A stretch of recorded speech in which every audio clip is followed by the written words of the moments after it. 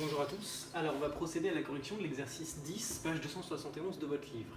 Cet exercice parle d'un projecteur de diapositives et on vous dit que avant les vidéoprojecteurs, comme celui que j'utilise ici, eh bien on utilisait des projecteurs de diapositives comme ces objets qui sont là ici. Vous chargiez des diapositives et vous aviez une source lumineuse intense qui envoyait de la lumière à travers une photographie transparente et à l'aide d'une lentille qui est à l'entrée du projecteur, vous pouvez projeter cette image sur le mur. Donc dans cet exercice, on va essayer de construire la représentation graphique et puis de faire quelques petits calculs de cours associés à ça. Donc dans la première question, on demande sans souci d'échelle de construire graphiquement l'image A'B' d'un objet AB à travers une lentille convergente. Pour ça, on va refaire le schéma qu'on a vu dans le cours. Je vais d'abord dessiner l'axe optique, delta. Puis ensuite, je dessine la lentille convergente L avec le centre optique et les foyers objet et les foyers image F et F'. Je place un objet petit et proche de la lentille, mais à gauche de F. Et ensuite, je trace les trois rayons caractéristiques. J'ai tracé le rayon qui arrive parallèlement à l'axe optique et qui ressort en passant par F', puis le rayon passant par F et qui ressort de la lentille parallèle à l'axe optique, et enfin le rayon passant par le centre optique O qui ressort sans être dévié. Alors ce qu'on constate, c'est que les rayons lumineux convergent tous en un seul point, qu'on appellera B', qui est l'image de B, et donc on sait que le point A', qui est ici et qui est l'image de A, c'est le projeteur orthogonal sur l'axe optique. Donc voilà, on obtient une image A'B' ici qui est réelle, inversée, et on le voit plus grande que l'objet.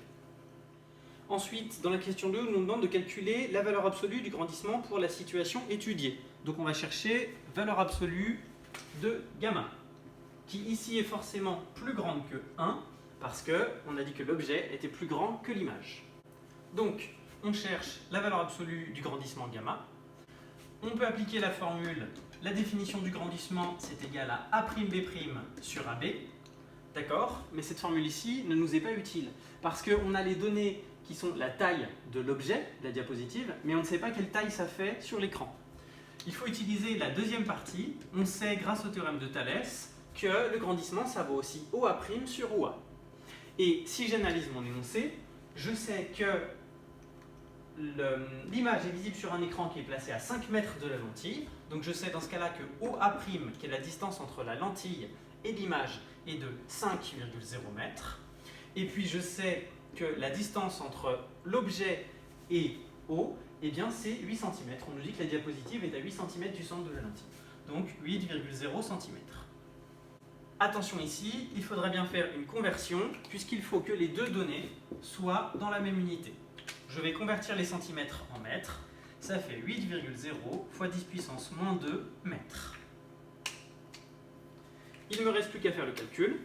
Valeur absolue de gamma vaut 5,0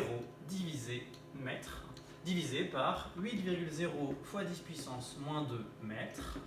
Les unités vont se simplifier. Et quand je fais le calcul, j'obtiens environ 63.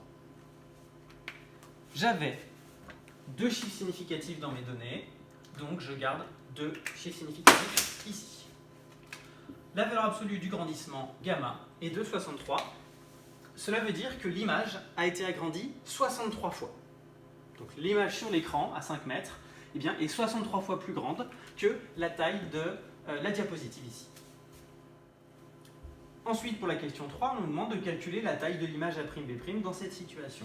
Donc ce qu'on cherche ici, c'est la taille de l'image A'B'.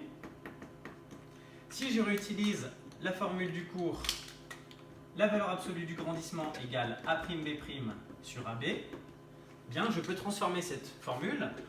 Et si on isole A'B', alors j'obtiens que A'B' c'est égal à valeur absolue de gamma fois AB. J'ai passé le terme AB de ce côté-là. D'après mes données, je connais la valeur absolue du grandissement, j'ai trouvé 63, et je connais la taille de mon objet, c'est ou bien 24 mm ou bien 36 mm si je prends la longueur ou la largeur. Ici, on me demande la taille de l'image, alors on ne précise pas, je peux faire le calcul pour les deux. On va prendre si je considère pour 24 mm, d'accord, donc si je considère que AB c'est 24 mm, donc 24 fois 10 puissance moins 3 mètres, et bien dans ce cas-là, dernière étape, il ne me reste plus qu'à faire le calcul, et je trouve que la taille de l'image A'B', eh bien ça vaut, on a dit 63 fois 24 fois 10 puissance moins 3. J'obtiens alors environ 1,5 mètres. Voilà. Donc c'est probablement, si ça c'est la diapositive, 24 mm de haut, 36 mm de large, et bien dans ce cas-là, sur mon écran qui est à 5 mètres, la hauteur de l'image sera de 1,5 mètre. Voilà pour la correction de cet exercice 10, page 271. Vous pouvez cliquer sur le lien qui renvoie vers la vidéo suivante.